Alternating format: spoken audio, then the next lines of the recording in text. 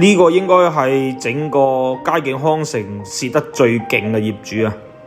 買返嚟呢2年幾嘅時間，家私電器乜都買好晒啦，一日都冇過嚟住過。咁呢，依家呢真係要蝕成百幾萬啊！我哋今日睇呢套呢係佳景康城嘅3期啦，產權面積呢係130個平方，你可以睇到啊。入門口呢個位置呢係獨門獨梯入戶嘅，2梯3戶嘅低密度。買返嚟呢一日都未住過，雪櫃啊呢啲消毒櫃啊全部都冇使用痕跡，但係呢嗰啲炒鑊啊同埋電飯煲都買晒過嚟㗎啦。冰箱打開門俾你睇下就知㗎啦。咁呢個單位呢係4房2廳2衛啦，雙露台嘅。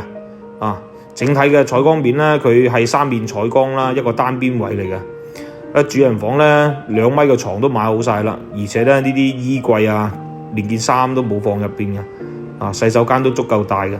咁呢個單位呢係2023年佢先交樓嘅，你可以睇到業主牙刷都買咗啦，都仲未開嘅。咁首期呢，我計咗下，大概係30零個呢就可以攞低㗎啦。呢套呢係望小區花園啦。